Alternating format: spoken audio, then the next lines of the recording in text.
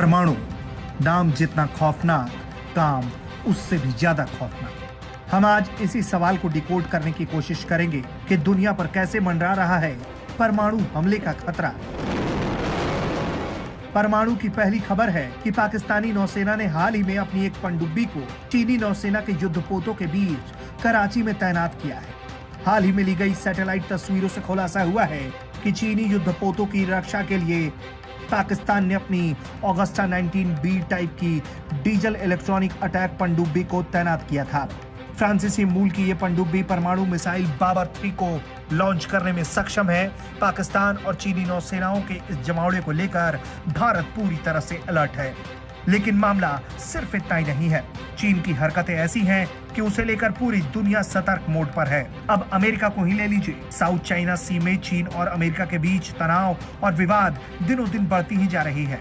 किसी भी खतरनाक परिस्थिति से निपटने के लिए अमेरिका ने एशियाई क्षेत्र में अपने नौसैनिक अड्डे डियागो गार्सिया में परमाणु बम गिराने की क्षमता से लैस बम वर्षक विमान को तैनात कर दिया है।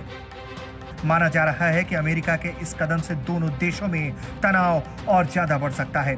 अमेरिका के इंडो पैसिफिक कमान की तरफ से जो बयान जारी किया गया है उसमें कहा गया है कि 3 B-2 स्प्रिट स्टिल्थ बॉम्बर विमान को डियागो गार्सिया में तैनात किया गया है।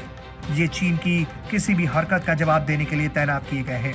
ये पहली बार है कि परमाणु सक्षम बम वर्षक को 2016 के बाद से दूर दराज के द्वीप पर भेजा गया है। माना जा रहा है कि ताइवान में चीन की बढ़ती दखलंदाजी के जवाब में अमेरिका ने ये कदम उठाया है।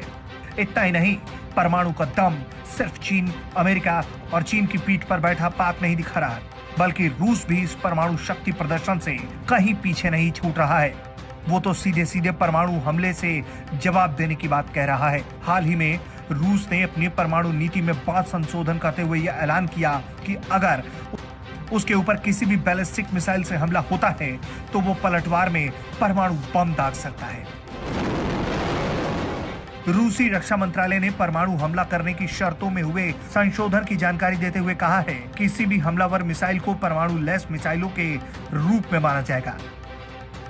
इधर भारत भी अपनी सीमाओं को लेकर चौकस है और पूरी तरह से तैयार है।